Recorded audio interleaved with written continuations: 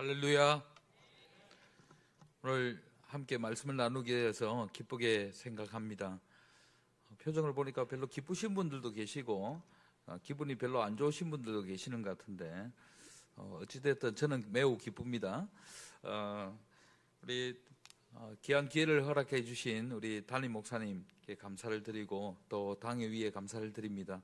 우리 김성진 목사님은 후배들에게 굉장히 존경받고요, 또 선배들에게 사랑받는 우리 귀한 목사님이신데 매우 겸손하지 않습니까?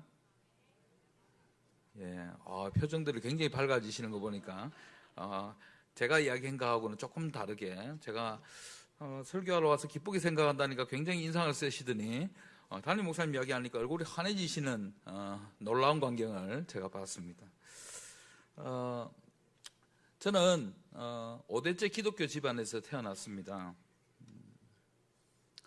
별로 마음이 감동하심이 없는 것 같은데, 5대째라 하면 저희 정조 할머니 때부터 고조 할머니 때부터 예수를 믿었으니까, 고조 할머니, 정조 할머니, 할아버지 할머니, 그 다음에 우리 아버지, 우리 엄마, 그 다음에 이런 5대째입니다. 그 밑에 6대, 우리 아들, 딸이 3명이 있는데 6대, 믿음의 뼈대가 있는 가문입니다. 저는 경남 김해시 대동면 조눌리 136-1번지, 그러니까 제 본적지인데 본래 김해 출신입니다. 시골 출신이 또 부산까지 와서 이렇게 사역을 하고 있습니다.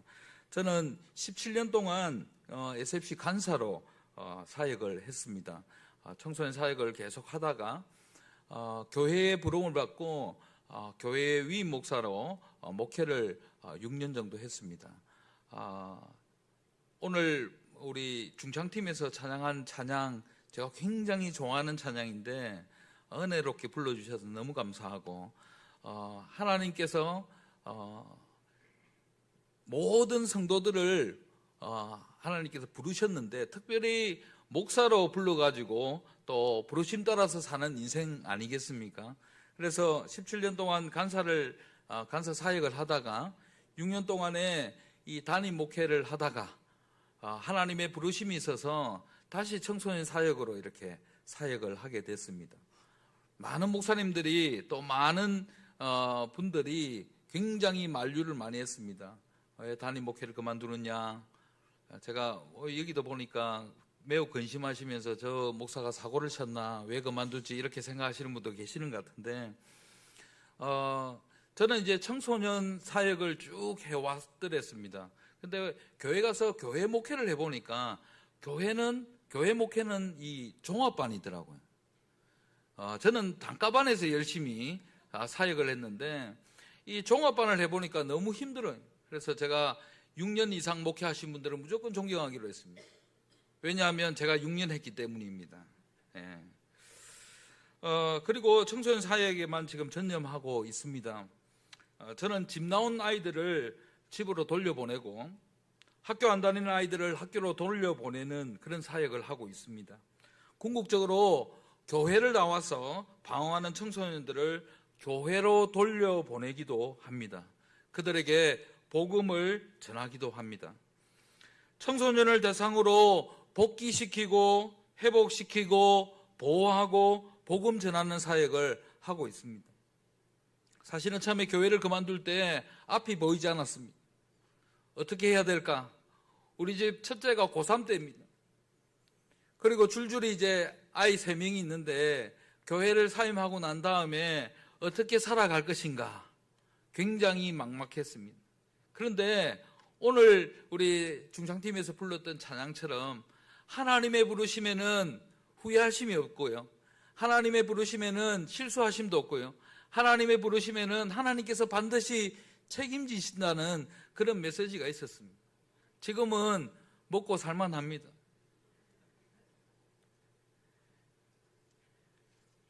제가 청소년 대상으로 복귀시키고 회복시키고 보호하고 그리고 복음 전하는 사역을 하는데 며칠째 집을 나와서 방황하는 청소년들을 어제 집으로 돌려보냈습니다. 매일매일 이런 일이 반복적으로 일어납니다. 근데 집으로 돌려보내고 2명 돌려보내고 나니까 3명이 집을 나갔습니다. 학교를 돌려보내고 나니까 학교에서는 이 아이는 도저히 우리가 감당할 수 없는 아이입니다. 학교에서 자퇴를 시켜야 되겠다. 혹은 강제 전학을 보내야 되겠다. 그렇게 이야기를 합니다. 그럴 때 힘들고 지칠 때에 내가 왜 이 일을 하는가? 그렇게 궁극적인 질문을 해봅니다. 이번 주에도 거의 탈진 상태에 이르렀습니다. 그런데 한 통의 편지를 받았습니다. 경기도 안양에 있는 정심여자중고등학교에서 온 편지입니다. 정심여자중고등학교는 일반 중고등학교가 아닙니다. 그 학교는 소년원이라고 불리는 학교입니다. 안양에서 소년원에서 편지가 왔는데 저는 이런 편지를 자주 받습니다. 소위 말하는 옥중서신입니다. 쌤, 저 상하예요. 이렇게 하면서 편지가 왔습니다. 이 친구는 중학교 1학년 때부터 제가 관여하고 교육했던 아이였습니다. 지금은 20살이 되었습니다. 재판도 받지 않고 도망 다니다가 저에게 와서 자수를 냈습니다. 그래서 작년 9월 6일 날 심리를 받고 10호 처분, 소년원에 가는 제일 무거운 처분이 10호 처분입니다. 2년간 소년원에 가는 겁니다. 거기서 저에게 편지가 왔습니다. 보통 이제 10호 처분을 받았다, 2년간 소년원에 갔다, 극악무도한 죄를 저질렀구나 이렇게 생각하는데, 이 친구도 가출하고 밖에 나가서 이렇게 편의점에서 훔치고 그렇게 하다가 결국은 재판받지 않고 경찰 조사받지 않고 이렇게 하니까 10호 처분을 받은 겁니다. 생부는 연락이 잘 되지 않습니다. 생모는 이 아이를 전혀 돌보지 않습니다. 생모는 무당입니다. 계부는 이 아이를 챙기지 않습니다. 아무도 돌보는 사람이 없어서 결국은 소년원으로 가게 되었습니다. 편지에 이런 내용이 있습니다. 마지막 10대를 소년원에서 보내는 것이 안타까운 일일 수도 있지만 저는 오히려 기회라고 생각하고 10대를 잘 마무리할까 합니다. 저는 여기서 종교 기독교에서 말씀 주일마다 들으며 저 성경책도 가지고 있습니다. 이렇게 자랑을 합니다. 엄마가 제가 무당이라고 말씀드렸죠. 소년원 주일 예배에서 주님은 나의 목자이시니 라는 말씀을 들었어요. 이 말씀을 들으면서 본인의 이야기가 생각났다고 편지에 쓰고 있습니다. 선생님, 양을 돌보는 목자는 양 뒤에서 양을 몰아주며 양이 위험한 길로 빠지면 떨어지지 않게 양을 안전한 길로 몰아주는 것 또한 목자의 일입니다. 아마 목사님 이야기한 거 메모인 것 같습니다. 저를 안전한 길로 몰아주셔서 감사합니다. 선생님은 주님의 참 제자 같아요. 이 말이 제 가슴 속에 사무치는 겁니다. 그러면서 목자가 양이 이상한 길로 새지 않게 막대기로 탁탁 치거든요. 지금처럼 10대들의 스토리를 써내려가 주세요. 이 편지가 지친 몸과 마음에 큰 위로로 다가왔습니다. 이 아이를 통해서 큰 위로를 받게 되었습니다. 저는 이 아이가 사회에 있을 때 얼마나 저를 예명했는지 이 아이로부터 위로를 받는다는 상상조차 못했습니다. 제가 아무리 교회를 가자 해도 자기는 무교래요. 엄마는 무당이고 나는 무교예요. 나는 교회 같은 데 안 갑니다. 하나님의 부르심에는 실수함이 없는 것 같습니다. 소년원에 보내서 성경책도 가지게 하고 예수 믿게 하는 것 같습니다. 선생님은 주님의 참 제자 같아요. 주님의 참 제자로 이 아이에게 인정받고 살았습니다. 사랑하는 성도 여러분, 우리도 신앙생활을 하면서 주님의 제자, 참된 제자로 인정받고 싶지 않으십니까? 오늘 본문의 말씀은 우리에게 참 제자가 되는 길을 우리에게 가르쳐주고 있는 말씀입니다. 오늘 본문의 말씀을 통해서 주님의 참 제자가 되시기를 우리 주님의 이름으로 간절히 축원합니다. 오늘 본문의 말씀은 이렇습니다. 예수님은 무리와 제자들을 불러 모아놓고 누구든지 나를 따라오려거든 이라고 말씀하십니다. 주님은 무리들과 제자들 사이에 차이를 두고 있지 않으십니다. 제자들이 지금까지 3년 가까이 예수님을 쫓아다닌 것이 예수님의 참 제자가 되는데 특권이 없다는 것입니다. 누구든지 나를 따라오려거든 이라는 말씀은 너희들이 지금 나를 떠나도 좋다. 그러나 만약 나를 쫓아오려거든 이라는 말씀입니다. 이 말씀을 가지고 예수님께서는 모든 사람을 예수님의 제자로 초대하십니다. 누구도 좋습니다. 누구든지 예수님을 따라오고자 한다면 다음의 조건을 채워야 한다는 그런 의미의 말씀입니다. 이것은 예수님의 인격적인 초청이요 부르심입니다. 하나님 나라의 길은 모든 사람에게 공평하게 열려 있는 것입니다. 주님께로부터 직접 세움을 받은 12제자라고 해도 특권이 없다는 말씀입니다. 이 본문은 전체 마가복음 중에 가장 빛나는 보석이라고 할 수 있습니다. 왜냐하면 주님께로 나오는 모든 죄인들이 반드시 들어야 할 말씀이 오늘 본문 34절 말씀에 있기 때문입니다.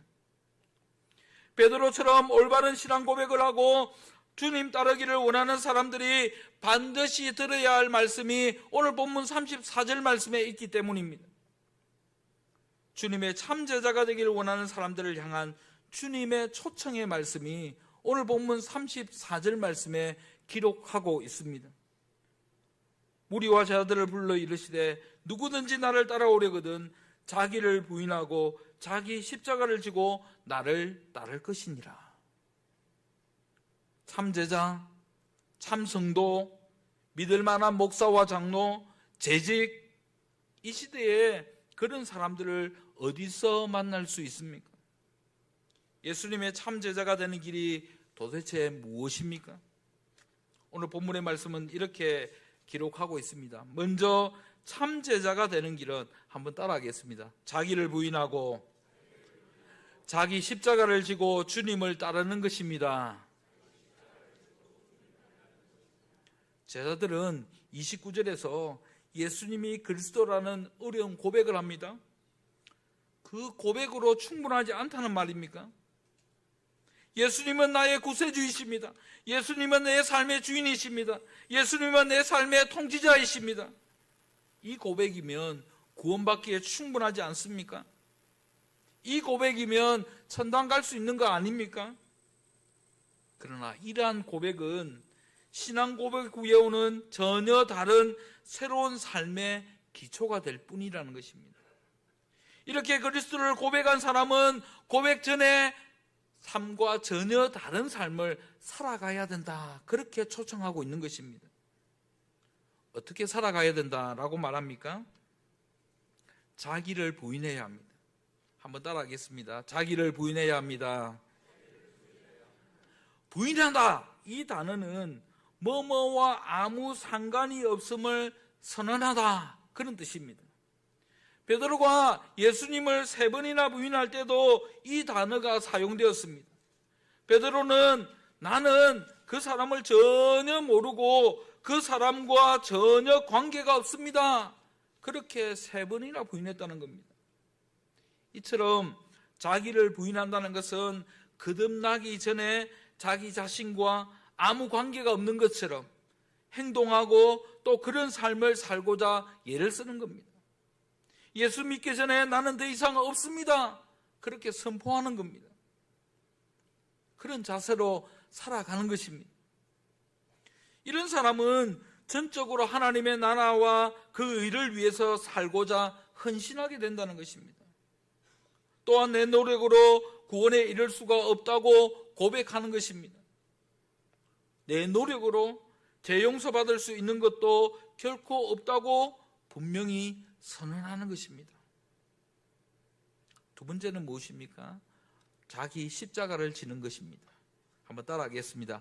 자기 십자가를 지는 것입니다. 이 말은 단순히 살아가면서 겪게 될 근심이나 생활고를 말하지 않습니다. 신체적 장애나 뜻이 맞지 않는 동료나 친지가 자기가 져야 될 십자가가 아니라는 것입니다. 그것만을 의미하는 것이 아니라는 것입니다. 오히려 더욱 근본적인 의미가 있습니다. 우리는 흔히 그렇게 말하지 않습니까? 말을 잘 안 듣는 신랑을 쳐다보면서 이 인간이 나의 십자가야. 부인을 쳐다보면서 내가 져야 될 십자가지. 우리가 흔히 하는 말입니다. 그러나 그것보다도 더 큰 의미가 있다라는 것입니다. 기록에 의하면 우리 주님 시대에 그 땅에서 3만 명에 달하는 유대인들이 로마 군대에서 십자가형을 당했다고 합니다. 로마 군대는 그들을 모든 사람이 볼 수 있도록 대로변에 매달아 놓았습니다. 그 당시에 사람들에게 십자가 처형이라는 것은 매우 흔한 장면이었습니다. 그리고 그것이 무엇을 의미하는지도 너무나도 잘 알고 있었습니다. 결국 십자가는 고통이요 죽음입니다. 주님은 자신을 따라오는 방법으로 이 길을 말씀하고 계십니다. 십자가는 고통과 죽음을 이야기합니다. 진정으로 주님을 따르다 보면 극심한 고통도 있을 수 있습니다. 심지어 죽음에 이를 수도 있습니다. 그래서 이 부분을 조금 더 쉽게 이야기하면 이렇게 말할 수 있습니다. 누구든지 나를 따라오려거든 나로 인하여서 공개 처형장으로 끌려갈 각오를 하라. 그렇게 말씀하고 있는 것입니다. 우리가 십자가를 지는 것은 예수 그리스도와 깊은 관계를 맺은 결과입니다. 그로 인해서 얻게 되는 고난이라고 할 수 있습니다. 주님은 이 결단을 제자들과 무리들에게 촉구하고 계십니다. 그런데 주님은 제자들에게 자기 십자가를 지고 따라오라라고 하십니다. 주님을 따르는 길은 하나님 앞에 홀로 서는 길입니다. 신앙은 의존적인 것이 아닙니다. 많은 사람의 도움을 받을 수 있고 함께 가는 길입니다. 하지만 궁극적으로는 하나님 앞에 홀로 서야 합니다. 하나님 앞에는 좋은 부모님의 신앙이 나를 인정해 주는 도구가 되지 못합니다.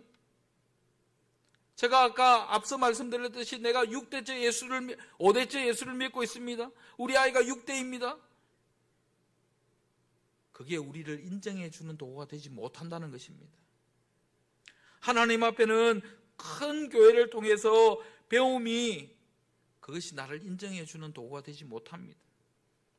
하나님 앞에서는 내가 지고 있는 십자가만이 인정받는 것입니다. 구원은 우리가 의심할 여지 없이 은혜로 이루어집니다. 에베소서 2장 8절과 9절 말씀해 보면 그 은혜로 의해서 믿음으로 말미암아 구원을 얻었나니 하나님의 선물이라고 말씀합니다.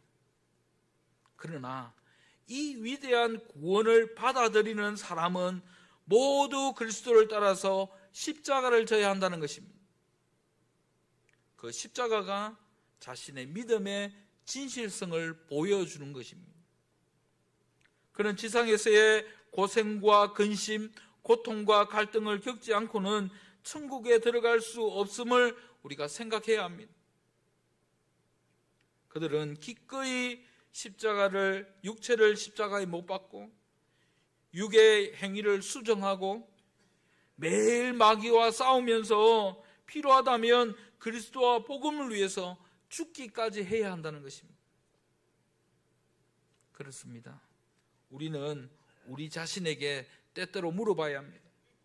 예수 믿는 것으로 인하여서 나는 어떤 대가를 지불하고 있는가? 복음은 어떤 희생을 수반하고 있는가? 예수님 때문에 내가 감내해야 하는 어려움은 무엇인가? 날마다 우리의 삶 가운데 물어봐야 합니다. 아무것도 희생하지 않게 만들거나 잃을 것이 없는 신앙은 아무런 가치가 없는 신앙이나 마찬가지라는 것입니다. 그런 상태의 신앙은 현재의 우리 삶에 있어서 어떤 유익도 주지 못할 것입니다. 사랑하는 성도 여러분, 기독교 신앙의 출발은 주님의 죽으심입니다. 이제는 내가 주를 위해서 죽을 차례입니다. 먼저는 주님이 나를 위하여 십자가를 지셨습니다. 이제는 내가 주님을 위하여 십자가를 질 차례입니다. 내가 살면 주님이 죽고 내가 죽으면 주님이 사시는 것이 믿음이고 신앙입니다. 참 제자가 되는 길은 자기를 부인하고 자기 십자가를 지고 주님을 따라가야 합니다. 자기를 부인하고 자기 십자가를 지고 주님을 따라가는 참 제자 재직들이 되시기를 우리 주님의 이름으로 간절히 축복합니다. 두 번째로 참 제자가 되는 길은 예수님과 복음을 위하여 사는 것입니다. 한번 따라하겠습니다. 예수님과 복음을 위하여 사는 것입니다.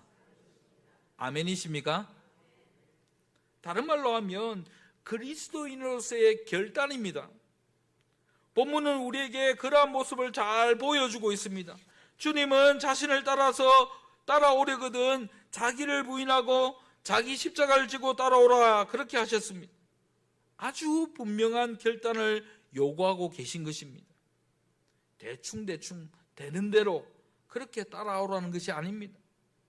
제자가 되기를 희망한다면 분명한 자기 고백과 확신을 가지고 따르라는 것입니다. 목숨을 걸고 따라오라는 것입니다. 그렇다면 주님이 요구하시는 결단이 무엇입니까? 그것은 바로 예수님과 복음을 위해서 살라라는 것입니다. 35절 말씀을 같이 한번 읽어보겠습니다. 35절 말씀 같이 한번 한 목소리로 함께 읽겠습니다. 시작. 누구든지 나와 복음을 위하여 자기 목숨을 잃으면 구원하리라. 아멘. 주님께서는 모든 영광을 버리고 이 땅에 오셨습니다. 오직 복음을 위해서입니다. 바로 그러한 주님의 제자로 살기를 원한다면 모든 것 버리고 주와 복음을 위해서 살기로 작정해야 한다는 것입니다. 그리고 강조해서 말씀하십니다. 누구든지 자기 목숨을 구원하고자 하면 잃을 것이다. 무슨 뜻입니까? 이것은 자기의 목숨을 구원하고자 하는 것은 자기의 의견과 사상과 고집과 감정의 변화 등을 버리지 못하고 그것들을 고집하는 것을 말합니다. 목숨을 잃는다는 것은 주님을 위하여 기꺼이 자기의 의견과 감정과 의지를 버리는 것을 말합니다. 그렇지 않습니까? 우리가 보통 대화하다 보면 그렇게 이야기합니다. 내 생각에는, 기도하지 않고 내 생각에는, 내 경험으로는. 저도 목회할 때 우리 장로님 근사님으로부터 많이 들었습니다. 목사님, 제 생각에는, 목사님, 제가 살아보니까 우리의 사상, 고집, 경험 그런 것도 다 내려놓는 것입니다. 복음을 위해서, 주와 복음을 위해서 사는 것이 무엇인지를 깊이 고민하면서 결정하는 것입니다. 우리가 우리의 목숨을 내어놓을 수 있어야 하는 때가 언제입니까? 온천을 얻기 위해서가 아닙니다. 35절 말씀처럼 나와 복음을 위하여입니다. 우리 주님과 우리 주님의 복음을 위해서는 목숨을 내어놓을 수 있어야만 합니다. 한 청소년이 저에게 물어봅니다. 저는 저희 센터는 주로 이제 위기 청소년들이 많이 오는 센터입니다. 하루에 한 150명 정도가 저에게 상담을 받습니다. 아침 8시부터 저녁 8시까지 입에 단내가 나도록 제가 아이들을 만납니다. 별로 놀라지 않으시는 거 보니까, 저희 센터에는 위기 청소년이 한 1,500명 정도 됩니다. 이제 감동을 하시는 것 같습니다. 그 아이들 중에서 우리 센터에 방문하는 애들이 연간 한 4만 명 정도가 됩니다. 부산 시내에 있는 아이들 중에서 조금 놀아봤다 그런 아이들이 주로 저희 센터에 옵니다. 서동에 많은 아이들이 있습니다. 한 청소년이 저에게 묻습니다. 쌤은 한 건당 얼마 받아요? 아니면 연봉으로 받나요? 제가 되물었습니다. 어떤 한 건? 아니 가출한 아이 찾아주고 학교로 돌려보내면 한 건당 얼마 받아요? 소년원에 데려다 주면 한 건당 얼마 받아요? 제가 이렇게 이야기합니다. 받는 게 아니라 난 돈 쓰고 다니면서 찾고 학교로 돌려보내고 그렇게 한다. 이렇게 이야기하니까 당장 그 아이가 제 답이 끝나기도 전에 근데 왜 해요? 부모님들도 그렇게 말하는 분들이 계십니다. 이게 실적이 됩니까?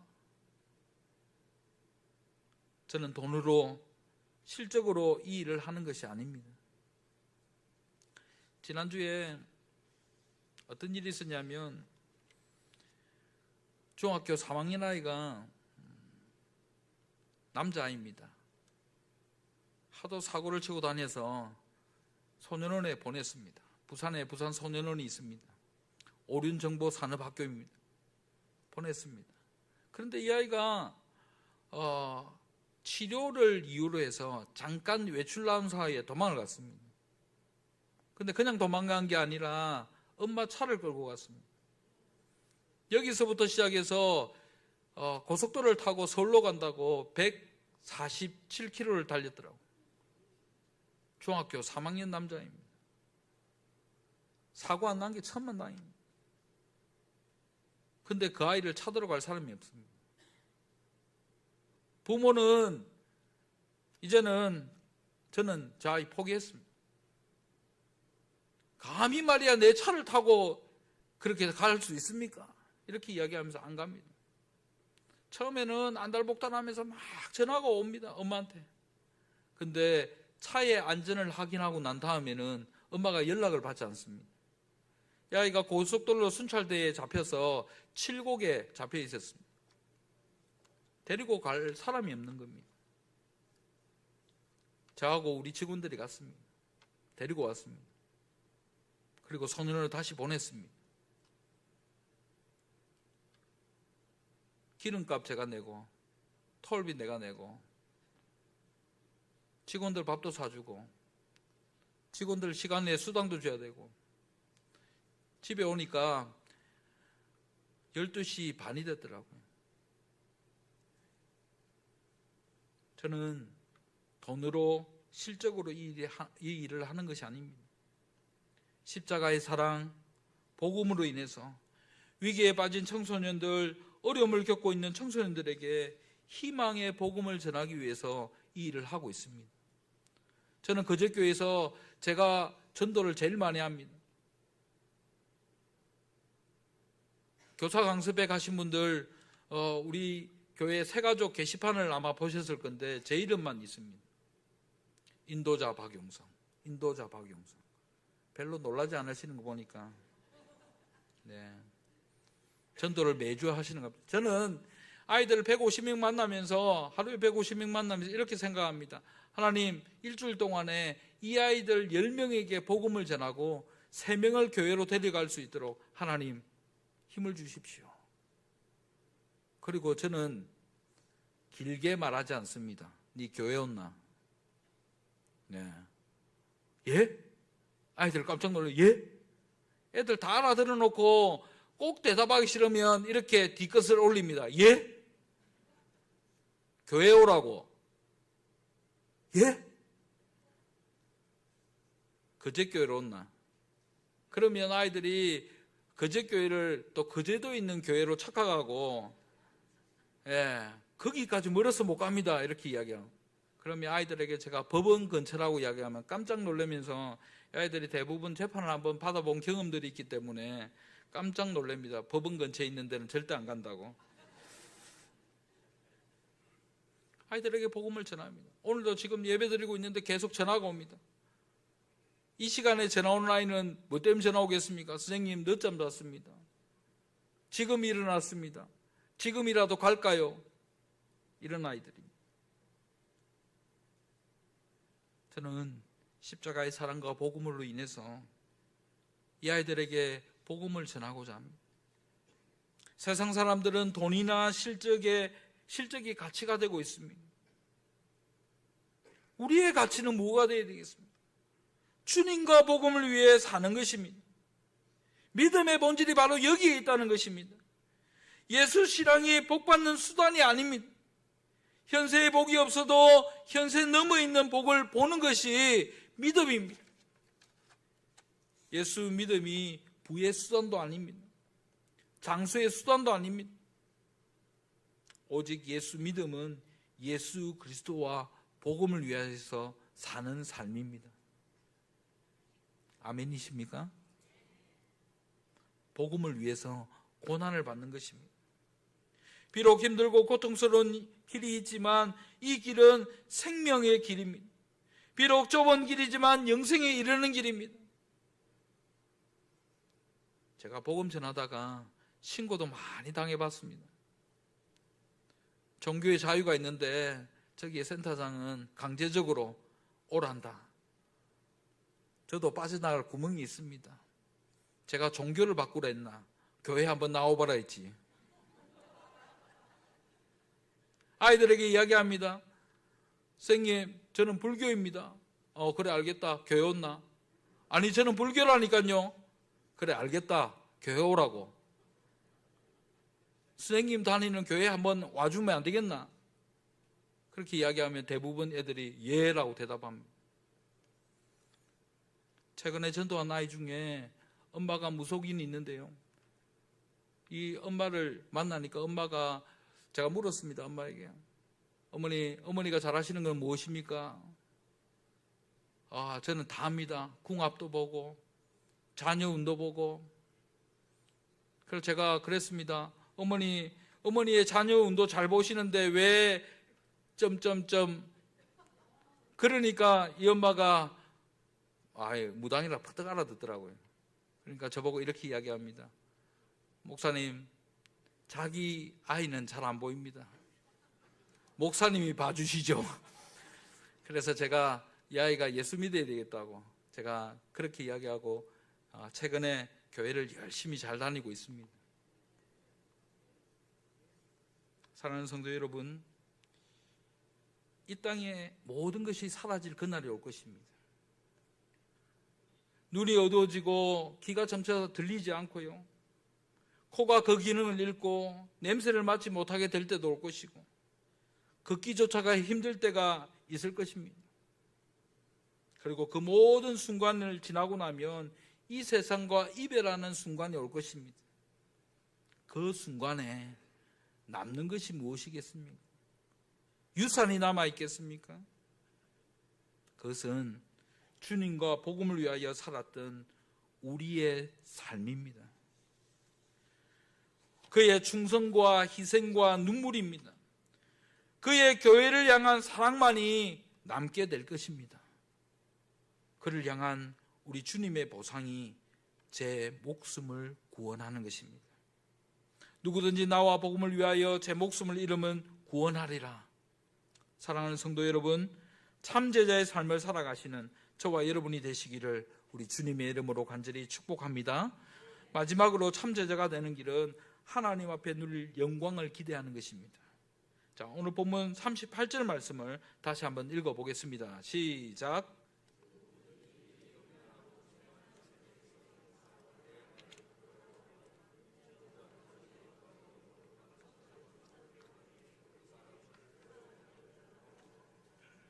아멘. 자, 1세기나 21세기나 변함이 없는 모습입니다. 주님은 이 세상의 모습을 음란하고 죄 많은 세대다, 그렇게 정의하십니다. 이 음란이라는 단어는 결혼 밖에서 이루어진 모든 성적인 범죄를 일컫는 표현입니다. 음란은 성경에서 가장 강력하게 저주하는 범죄입니다. 이것은 육체적인 음란만을 의미하는 것이 아닙니다. 영적인 음란 행위인 우상 숭배나 배교까지 포함하는 말입니다. 그렇습니다. 주님께서는 이러한 단어를 사용하시면서 강조하시고자 하는 것은 이 세상의 부패성을 확실히 보여주시는 것입니다. 이러한 부패성은 1세기뿐만 아니라 21세기에도 따른다는 것입니다. 다를 것이 없다는 것입니다. 인간이 존재하는 곳은 어디나 나타나는 부패성입니다. 왜 그렇습니까? 그 이유는 하나님을 떠났기 때문입니다. 하나님을 떠난 자들의 삶을 말할 때에 음란하고 죄 많은 세대다, 그렇게 말합니다. 하나님을 떠나자 사람들은 자기의 속에는 옳은 대로 행합니다. 사도 바울은 이렇게 하나님을 떠난 세상을 디모데후서 3장 2절부터 5절까지의 사람들은 자기를 사랑하며 돈을 사랑하며 자랑하며 교만하며 부모를 거역하며 배신하며 조급하며 자만하며 쾌락 사랑하기를 하나님 사랑하는 것보다 더하며 라고 기록합니다. 바로 이러한 세상이 하나님을 떠난 음란하고 죄 많은 세상입니다. 온갖 우상과 욕심이 난무하는 시대를 살아가고 있습니다. 그 모습은 신앙의 옷을 입고 있지만 신앙의 영향력이 전혀 없는 껍데기 신앙을 가진 사람들이 가득한 이 세상이 악하고 음란한 세대다, 그렇게 말하고 있는 것입니다. 그렇다면 이 세상에 살고 있는 우리를 향한 주님의 가르침이 무엇입니까? 시간이 좀 많이 지나갔기 때문에 좀 줄여서 말씀드리면 정인의 삶을 살아가는 것입니다. 한번 따라하겠습니다. 정인의 삶을 살아가는 것입니다. 주와 복음을 위한 정인이 되라 라는 것입니다. 제가 왜 돈도 안 되는 일에 목숨 걸고 열심히 하겠습니까? 주와 복음을 위한 정인의 삶을 살아가는 것입니다. 사도행전 1장 8절 말씀에 보면 땅끝까지 이르러 주님의 정인이 되는 것, 이것이 우리가 살아가야 될 사명이라는 것입니다. 결국 38절 말씀은 주님과 복음을 부끄러워하지 말고 참된 복음의 정인이 될 것을 말씀하고 계시는 말씀입니다. 우리의 삶 가운데 어떻게 살아갈 것인가? 주와 복음을 위해서 정인의 삶을 살아가는 것입니다. 저도 때려치우고 싶을 때가 굉장히 많이 있습니다. 하루에도 12번 그런 생각이 더 듭니다.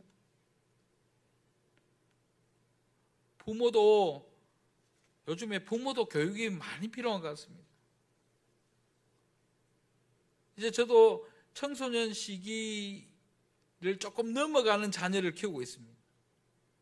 그런데 지금 중학생, 고등학생 부모들이 굉장히 문제가 많이 있더라고요. 어제는 아이가 핸드폰을 너무 이렇게 사용을 많이 해서 제가 핸드폰을 폰압을 했습니다. 그랬더니 처음에는 왜 우리 아이 폰을 압수를 했습니까? 이렇게 이야기하더라고요. 그래서 제가 잘 설명을 했습니다. 예, 알겠습니다 라고 전화를 끊었습니다. 그래서 제가 연휴 지나고 주겠다고 그렇게 했는데 이 엄마가 다시 전화 온 겁니다. 근데 선생님, 연휴가 너무 길지 않습니까? 근데 이 엄마가 제가 보니까 전화를 끊고 난 다음에 아이한테 엄청 닦인 것 같습니다. 그리고 생각해 보니까 연휴 기간 동안 자기 핸드폰을 줘야 되거든. 자기도 심심하잖아요. 그래서 전화가 다시 왔습니다.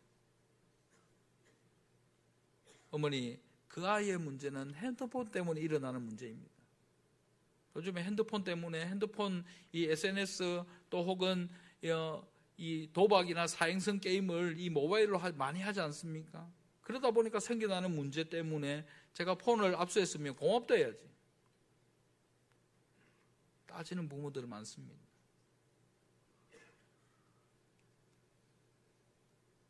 그럼에도 불구하고 내가 왜 이 일을 하는가? 주와 복음을 위해서, 정인의 삶을 살기 위해서 이 일을 하고 있습니다. 성도님들도 우리 재직들도 어떤 자리에서든 내가 성도임을 드러내고 기회가 된다면 복음을 전하고자 하는 그런 신실하고 용감한 정인이 참된 정인의 삶입니다. 사랑하는 성도 여러분, 이제 말씀을 정리하고자 합니다. 참 제자가 되는 길이 무엇입니까? 참 재직이 되는 길이 무엇입니까? 그것은 먼저 자기를 부인하고 자기 십자가를 지고 주님을 따르는 것입니다.